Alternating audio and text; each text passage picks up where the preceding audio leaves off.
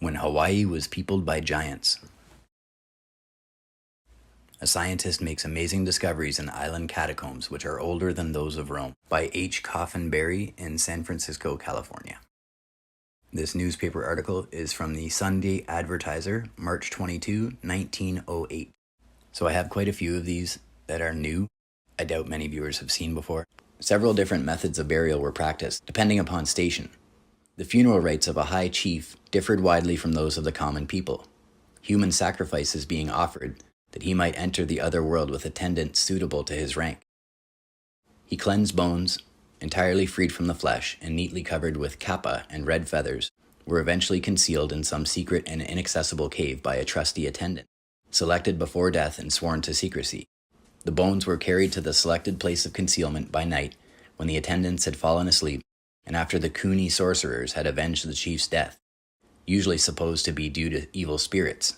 The common people also were buried in caves or subterranean caverns by night, and frequently we find the body embalmed by means of salt or some drying process, the upper part of the body being bent forward to the knees, with the head, hands, and knees bound together by means of a cord, the body wrapped in coarse matting or kapa, and then placed in some open cave and surrounded by household effects, implements of war, canoes, treasure chests, articles of food, etc. The cave was then carefully concealed from view by means of loose stones, which were in turn concealed and protected by means of a thick growth of lantana, which bristles with poisonous thorns, and which, when dry and brittle, penetrate the flesh like needles, break off, and cause painful wounds.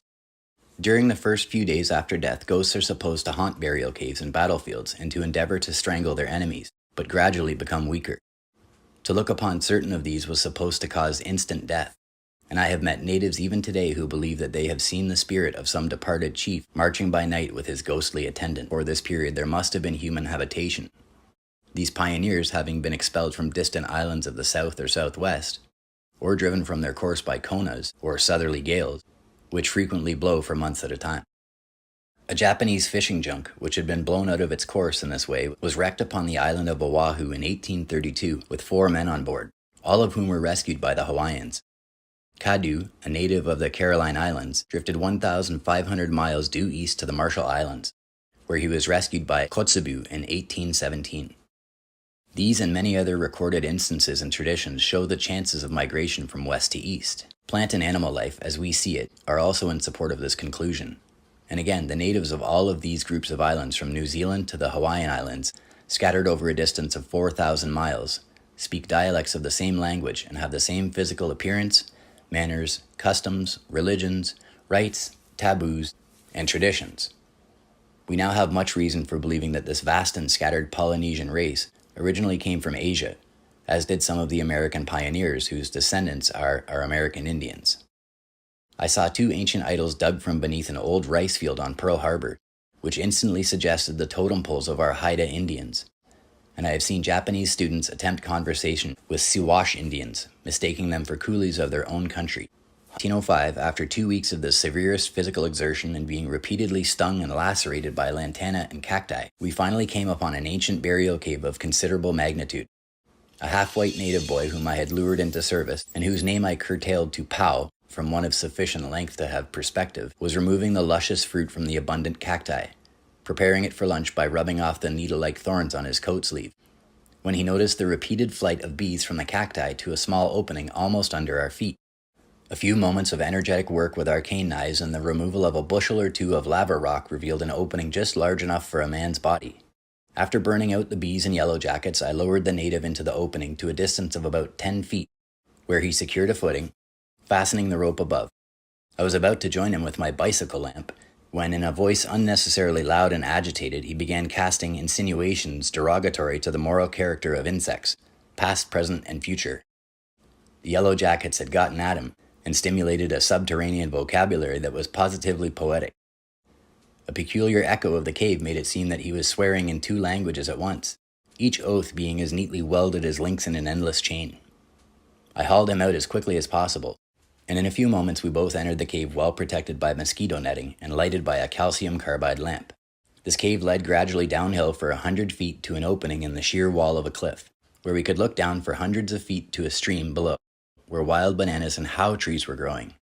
The entrance within the cave was thickly covered with disintegrated lava rock, But farther along we soon saw that the abode had been previously entered, and after much searching, that our path led through a small opening about 4 feet above the floor and into a much larger volcanic bubble, which was the actual burial cave, and which soon set my blood tingling. At the farther end of the cave, which must have been 300 feet in length, sat 5 giant human forms, wrapped in kappa cloth, with head and arms resting upon the knees, covered with the dry dust of ages of rock disintegration, and apparently asleep. For a moment I stood spellbound with my light thrown upon them, for it seemed that surely they must awaken at any moment, turn their parched and faded countenances toward me, and demand an explanation. I found myself quoting Omar, as I did during student days when I visited Cappuccini in Rome, under which the Capuchin friars lie mummified in holy earth brought from Jerusalem, and where the living and departed of the order look nearly enough alike to make it embarrassing for the visitor. When you and I behind the veil are past, oh, but the long, long while the world shall last, which of our coming and departure heeds, as the sea's self should heed a pebble cast. And even as I stood thus, they seemed to take up my thought and mumble in unison, oh, but the long, long while the world shall last. My reverie was suddenly interrupted by a blood-curdling moan which came from far away and back of me. Pau, in attempting to escape in the darkness, had fallen through the small opening and was floundering about like a lost soul cast into the bottomless pit. He had lost his mosquito netting, as well as his vocabulary, which was unfortunate, for the yellow jackets were at him again. The 5 giant forms before me were those of hardened warriors of the old school, and had sat thus waiting for fully 1,000 years. They all measured much over 6 feet in height, and in life must have weighed fully 300 pounds. The tallest by actual measurement being 6 feet 5 inches in height. Near him was a calabash in wooden plate, as well as a poi pounder of lava rock of a pattern dating back to the earliest period of Hawaiian occupation. Also an enormous club of hardwood fitted with shark's teeth. This war club I could barely lift by means of the smooth handle, using both hands. And yet, judging from the size of its owner's hands and the smallness of the handle, I am led to believe that he managed to swing the weapon using one hand only. The average height of the present-day Hawaiian is 5 feet 9. Judging by this find and several others which followed, I should place the height of the ancient race much above 6 feet. A skeleton found by others in a cave at Waimea measured 6 feet 7 3/4 inches, and early missionaries report having seen many that measured between 6 and 7 feet. These bodies on closer inspection resembled faded parchment and seemed to have been embalmed in some way with salt. The teeth were as beautiful as polished ivory, except in 2 cases, where 2 and 3 upper and lower front teeth had been knocked out. The other finds of the cave consisted of 2 rough lava lamps, a dozen stone adzes of various sizes, 1 mirror of highly polished stone, and some other small stone and bone articles which I am unable to classify. The air in the cave soon became so stifling that I was compelled to make a hasty retreat, taking with me only a few of the lighter articles and leaving the warriors of old to continue their sleep, practically undisturbed. After closing up and concealing the entrance to our cave, Pau explained to me the use of the polished disc of stone, used as a mirror by placing it within a calabash and covering with water. Much to my astonishment, the reflection was as perfect as mercury could possibly give.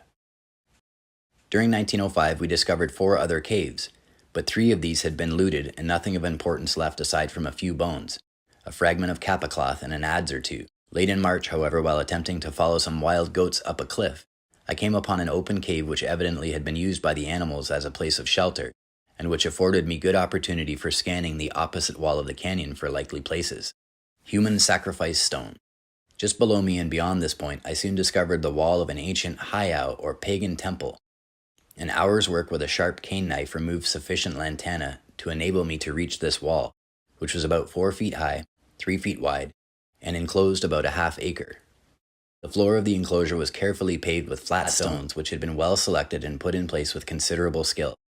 Within the enclosure was a massive stone as large as a common table and with a naturally flat surface. This had been used in ages past, undoubtedly by the priests in offering up human sacrifices. A thick growth of lantana, hau, and ki trees have entirely concealed this temple from one passing along the stream below. In the cliff just above the enclosure were 2 very promising caves which had been enlarged, made symmetrical, and probably used as a retreat by the kahuna or priest.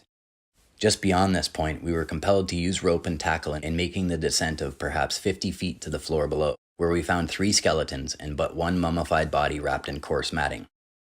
There seemed to be no plan of burial in this case, nor in the distribution of effects, which were scattered about promiscuously. Here we found a crudely carved oblong wooden bowl supported by two distorted figures resembling those often seen in the ivory carving of the Orient. Also 3 stone lamps, one of which had been making from a broken poi pounder, a mortar and pestle, several adzes, some fish hooks of bone, several yards of coconut fiber rope, and the usual calabash containing some minor ornaments and decomposed foodstuff. The full extent of these caves I was never fully able to determine, for the air was stifling and seemed mixed with carbon dioxide, which repeatedly extinguished our lights and made the task hazardous in more ways than one. At a later date, however, I found part of an idol just within the opening and hid beneath the stones. It had been burned and partly destroyed at some time, and may have belonged to the temple. In the case of the Hawaiian Islands, the excavating is still to be done, and material at hand is insufficient to allow of positive statement. So that's that one.